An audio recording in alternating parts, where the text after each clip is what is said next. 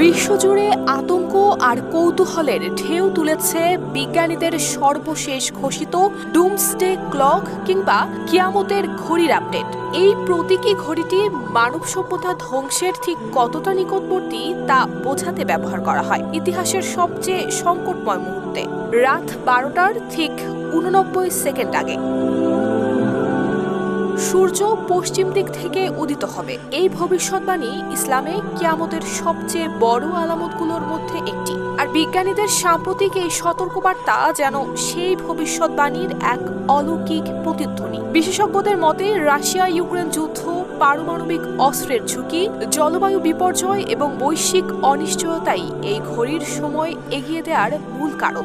এর আগে এটি ছিল রাত 12টার 90 সেকেন্ড আগে, এখন তা আরও এগিয়ে এসেছে, ইঙ্গিত করছে মানব সভ্যতা এক চরম সংকটের দ্বার প্রান্তে। এই সময় ইসলামিক ভবিষ্যৎবাণী ঘিরে উঠেছে নতুন প্রশ্ন।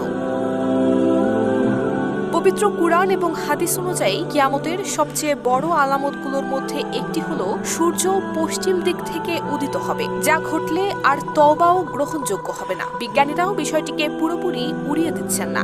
গবেষণায় দেখা গেছে পৃথিবীর চৌম্বক ক্ষেত্রের অদ্ভুত পরিবর্তন চলছে। ভবিষ্যতে এই পরিবর্তনের ফলে পৃথিবীর মেরু বিপর্যয় ঘটলে সূর্য সত্যি পশ্চিম দিক থেকে উদিত হতে পারে। আরও চমকপ্রদ তথ্য দিচ্ছে নাসা। তাদের মতে মহাশূন্য আসলে একেবারে নিঃশব্দ নয়, বরং সেখানে এমন এক অলৌকিক শব্দ ভেসে বেড়ায় যা শুনলে মনে হয় কোটি কোটি প্রাণী একসঙ্গে জিকির করছে। এই ব্যাপারটি ইসলামী হাদিসের সেই বর্ণনার সঙ্গে মিল রাখে যেখানে বলা হয়েছে ফেরেশতারা সারাক্ষণ আকাশে ইবাদতরত থাকেন, ফলে আকাশও কেঁপে ওঠে।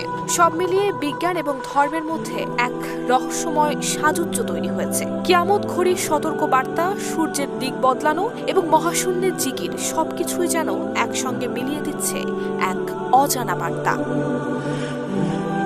নুসরাত জাহান মেহেক, ঢাকা পোস্ট।